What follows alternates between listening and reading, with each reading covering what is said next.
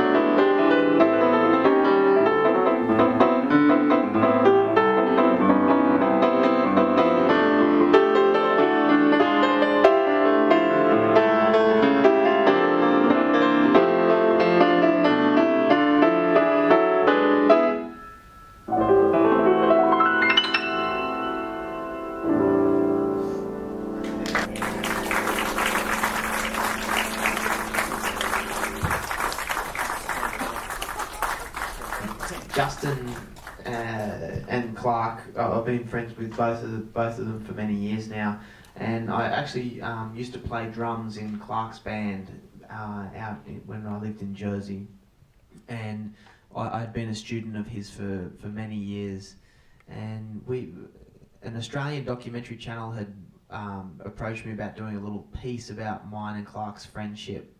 Unfortunately, that fell through, but I ended up surfing one day with Ad, who I've known since I was 12, and we were just talking out in the surf, and we just decided that we'd try and make a film about Clark Terry, and we hadn't made a film before, or had anything to do with filmmaking, and so we paddled in and started researching how to make a film and save some money and started shooting.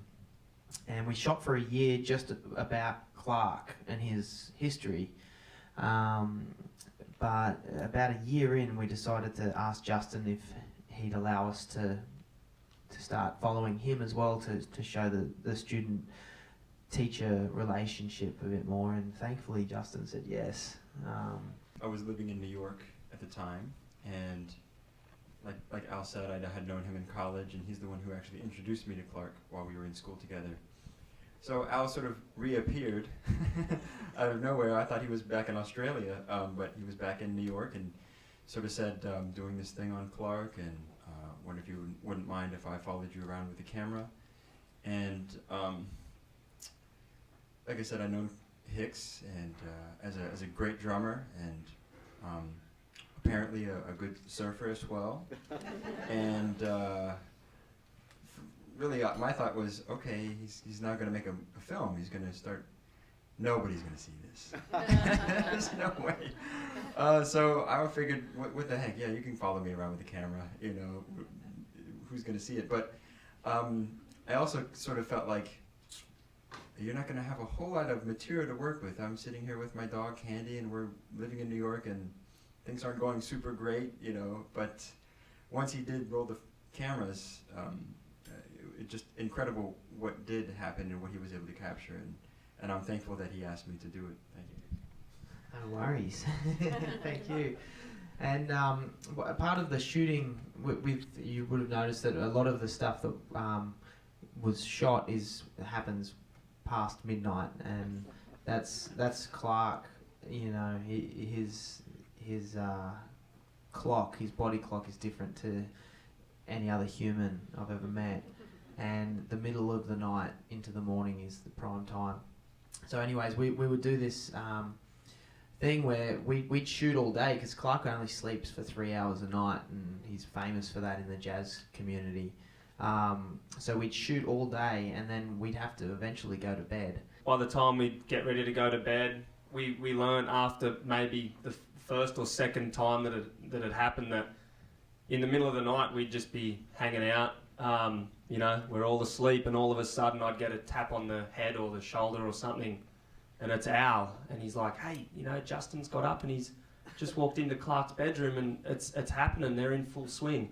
So we'd have to, you know, jump up, and I'd be trying to fumble around and get all my camera gear together, and yeah, we learnt pretty quickly that, you know, we just needed to be on the ball every single minute of the day, even when we were sleeping. So I used to go to bed, we'd all be on the couch. There's a scene where Justin's sleeping with Candy on the couch, and that couch is probably the length from me to the piano, and we all sleep on that one couch when we're at Clark's place. So I'd fall asleep, and I'd have all of my camera gear set up, and I'd cradle it sleeping, and then when Al had tapped me, we're just ready to go straight away, not 1 minute wasted, and we're in the room. And a lot of the scenes that we were doing in that process, in that format, were on the screen that you've got to see. So it was pretty amazing to just get those 3 a.m. wake ups from Al or from Justin, and it's cranking, you know, and you just got to snap, you know, out of your sleep phase and just get back to work. And it was incredible. It's taken us 5 years, and we shot for about 4 of those years, and we edited for 2 years, which overlapped with the shooting, and there was 350 hours of footage that we gathered by the end of it, and 100 additional hours of archival footage that we sourced. So we spent a lot of time just going through footage, and for me, like, having studied with Clark, it was all gold, you know, like all these hours with Clark, even if it didn't make it into the movie, I was thinking, man, this has got to go to the archive, like all these amazing stories. Unfortunately, we can only make a movie that's 84 minutes, you know, but there's so much stuff of Clark talking about every jazz legend, yeah. Will there be a DVD at some point? Yes, there will. There's a lot of those clips that you've seen in the movie of Clark performing. We're going to have the extended versions of those, like him playing Stardust at the end. And we found actually a bunch of 16mm film on his basement floor, and we got that all transferred to high quality, and a lot of it, some of it's from the Tonight Show, from their archive that had a fire, and they had actually mailed some tapes to Clark, and then they had a fire, and so it's the only existing tapes of these shows. And there's also a lot of deleted scenes that will be on the DVD that were, you know, we just couldn't fit them in, but they're part of jazz history, so I'm making sure they're back out there. The way we funded the film initially, after that surf, we went and saved up for about 6 months, and then we would shoot for 3 months, go broke, work for 3 months, shoot for 3 months, go broke, work, and we kept that going as long as we kind of could, and then we reached a point where we knew that we had a lot of shooting to do, and it was right as Kickstarter had started. Nobody actually knew about it. It was its first year, I think. And so we met a person from Kickstarter while we were in New York and explained what our concept is for the film, and they were wrapped in it, and then we just started really reaching out to the jazz world, and thankfully Clark is a loved figure around the world, and we were able to get enough support to just exceed our goal, and it kept us shooting for 6 months instead of 3. So that was such a helpful, amazing thing, because we wouldn't have been able to finish the movie without it. I have a question for you, Justin, because after all, your incredibly privileged position of seeing how Clark treated students, do you have students? Yes.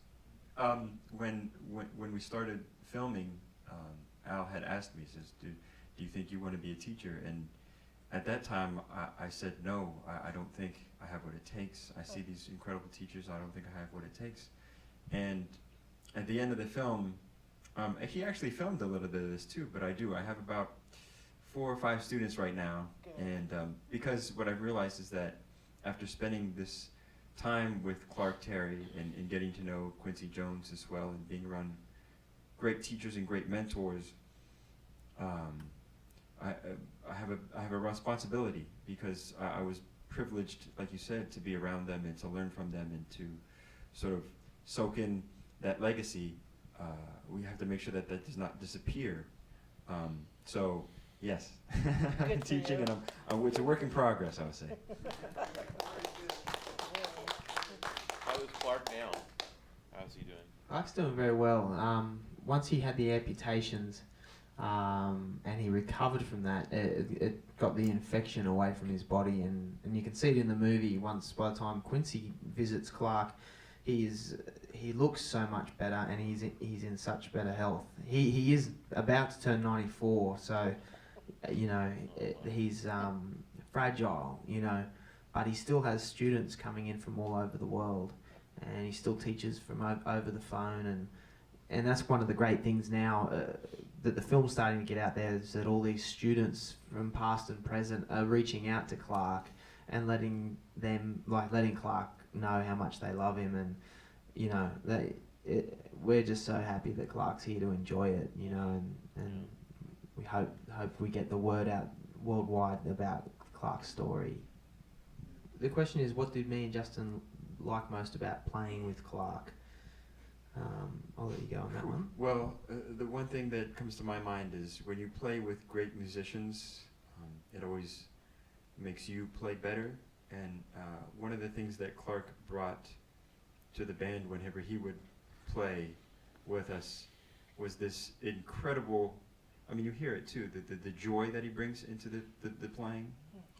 It's uplifting, and as musicians playing with him, it's incredibly uplifting, but also the groove that he is able to get on his horn is also infectious. And the band will be sounding pretty good with whoever else is soloing at the time, and whatever, we're getting into something, then he comes in, and then it's like, oh, we had no idea that's what it's supposed to sound like, and then that makes us all sound that much better, and we all are able to get into that groove. But it's being able to play with him is like the opportunity of a lifetime every time. So that's what we. Yeah, mine would be exactly the same. As the drummer, when you're listening to or supporting soloists when you're playing, they all sit in different parts of the beat. And whenever Clark, as soon as he would enter for a solo, the whole band would lock in, every time. And it baffled me. I just couldn't get it.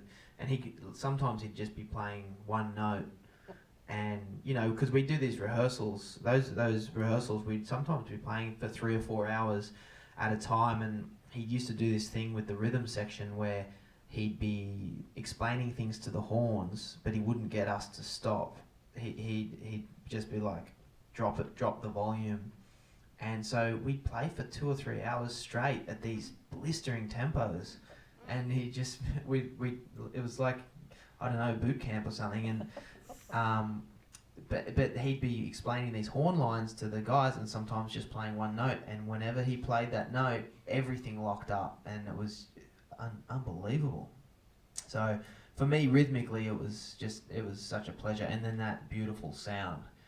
He still had it while we were playing with him, and you know, even as his hands started to seize up from the diabetes, he could still get that beautiful sound just with one note. So yeah, it was a total honour for us to be playing with Clark. I think that's all we've got time for, so thank you so much for coming. And please tell your mates. Cheers.